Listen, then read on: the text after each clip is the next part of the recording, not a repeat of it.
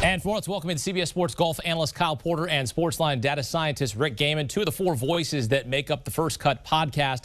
Mackenzie Hughes leading the way after carding a 10 under 60 in the opening round. Hughes once said his talent outside of golf was eating. He gobbled up birdies aplenty in round one, including 5 straight at one point. Kyle, who is this guy? Well, he's one of the handful of Canadians on the PGA Tour. He's a good player. I don't know if he is a shoot 60 every day at the Travelers Championship player, but look, he played great. You know, he hit the ball really well. He was top 10 from tee to green. That means you're striking it really, really well. You know, I think the thing for Hughes that is a little bit concerning if you're looking for him to win the golf tournament is he finished #1 in putting, and he gained a ton of strokes on these greens in shooting that 60. He putted at a completely unsustainable level.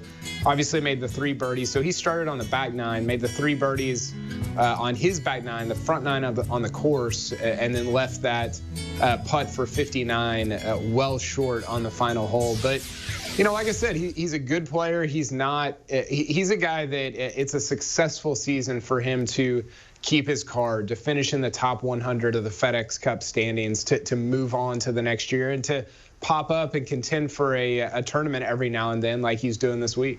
Rick, would you agree here? Does Mackenzie Hughes have staying power? Does he have the ability to stay here atop the leaderboard? I mean, you had this scorching opening round.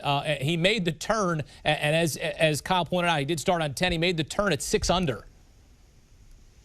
Yeah, that quote that he lives by, if you ain't first, you're last, very telling of Mac Hughes' PGA Tour career. We saw him pop up at second. He finished second at the Honda just before the shutdown, but the 5 tournaments leading into that, he missed the cut in all of them.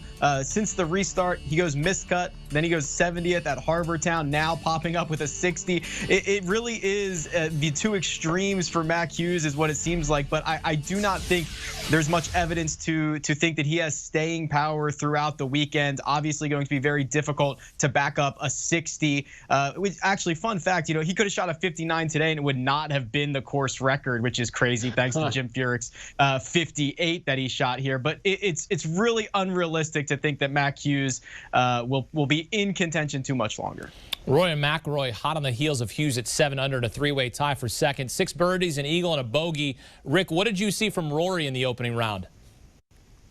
I'm glad I woke up early on the West Coast to see it because it was a masterpiece, and it was about the easiest 63 that could have been shot on the PGA Tour. It looked like he had his entire game in control, and he left a few strokes out there. First in strokes gained off the tee, second in strokes gained approach. That is a formidable combination when you're anybody, let alone Rory McIlroy, who didn't even putt all that well. So here we go again. Rory leads with goes out with a 63 on Thursday and puts himself in a position for not only another top 5, but potentially raising the trophy. Yeah, you know, you look at Rory on Thursday, he didn't putt it at all. I mean, he finished way down at kind of the field average in terms of putting. That's not usually something you see from a guy who goes out, shoots 63 and is second place in the tournament. It was a great stat from Sean Martin of PGAtour.com talking about how Rory had 13 birdie or eagle putts inside of 20 feet. That's kind of the money zone in terms of when we talk about, hey, take a lot of runs at it, take a lot of runs at it. Some of them are going to fall. Almost none of them fell for Rory on Thursday. And that becomes problematic for the rest of the field because when Rory's hitting it like this, off the tee with his approach shots, with his wedges, he was really good with his wedges on Thursday, then that's kind of when he gets out in front and starts running everybody over the last 3 days into the weekend. So if I'm the rest of the field, I'm very concerned about kind of the way that Rory put his round together, specifically that he didn't make any putts.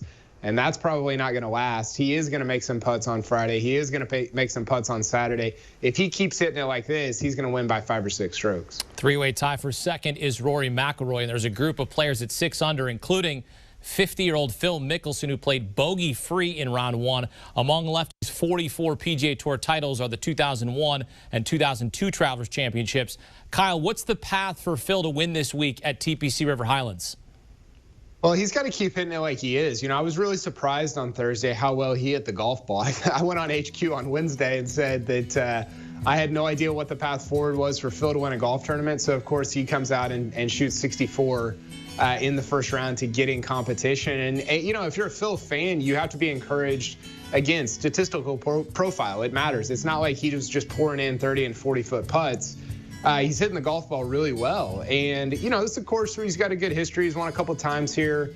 Hasn't played it a ton over the course of his career, but he is coming in off a little bit of rest. Didn't play last week, didn't make a bogey, as you can see there on Thursday in round one. And when Phil Mickelson's hitting 16 of 18 greens, he's probably going to shoot a good score. So that tells you that he had not only the driver working, but he's pretty locked in with his iron play on Thursday in round one. Phil Mickelson has not made a bogey the entire time he's been 50 years old. This is incredible, guys. But seriously, I mean, a clean scorecard for Phil Mickelson is a rare sight. And how he played today, very, very impressive. You know, gained strokes in all 4 major strokes gains categories. That's something that very few guys do on a weekly or a daily basis, let alone Phil Mickelson doing it. So there's a lot of things to be optimistic about. But when you talk a little bit about regression and what we can expect, this was an unbelievably good ball striking day for Phil Mickelson. He gained over 2.5 shots on approach. So to put that into perspective, he hasn't had a round like that since the 2019 Wells Fargo Championship. That was over a year ago. So this really was a ceiling day for Phil Mickelson. It'll be very interesting to see if he can have even 80%, 70% of this moving forward and into the weekend. Rick, you know what they say? 50 is the new 40. Isn't that what they say?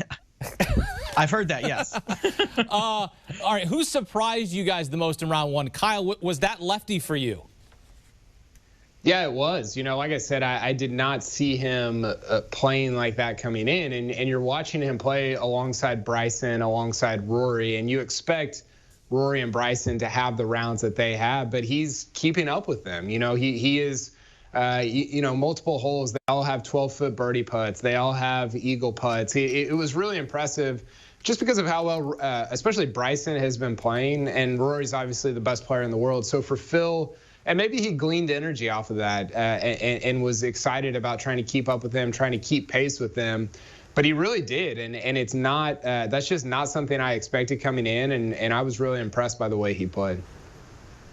My biggest surprise was Tyler McCumber. This is a guy who gets into the field because of the batch of withdrawals that we had with Webb Simpson withdrawing, with Chase Koepka, Webb Simpson, Brooks Koepka. I think I said one of those names twice. But he was in Jacksonville last night. He flew into Connecticut on a 5:30 flight. He shows up on a huge stage in the featured groups, and he opens with a 65. That was a little bit exciting. You know, he went out and doubled his 3rd hole of the day, and we're looking at it on featured groups going, oh boy, it's going to be a long day for Tyler McCumber. He immediately backs it up with an eagle and then gets things going after that. It was quite impressive to see with the lack of time to practice, the massive stage, and how low he was able to go. I would say that's quite surprising. Tyler McCumber, hey, come on and play. Let's go, and let's card a 5 under in round one. All right, what are you guys going to be watching for in round two at TPC River Highlands? Kyle, I'll start with you.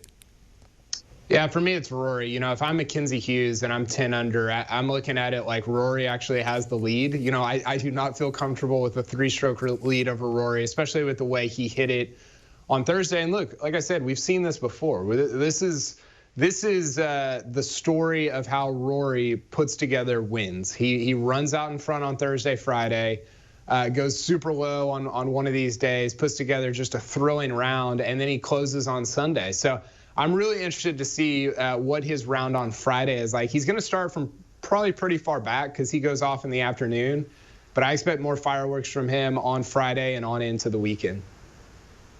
I'm laser focused on Colin Morikawa trying to make the cut. We all know he's got 23 cuts in a row. It's the longest active streak on tour, and it's the longest streak to start your professional career since, oh, by the way, Tiger Woods did it 25 times in a row. He did make a birdie on his final hole Thursday, which is probably a huge relief for him. It's one more shot that he does not have to go out and make up tomorrow, but he has his work cut out for him if he wants to try to extend this streak and eventually get to Tiger's level.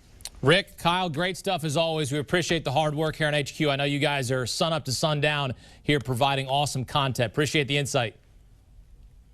Hey, you want more awesome golf content from Kyle and Rick? Check out the First Cut podcast. Also joined by Greg Ducharme and Mark Immelman.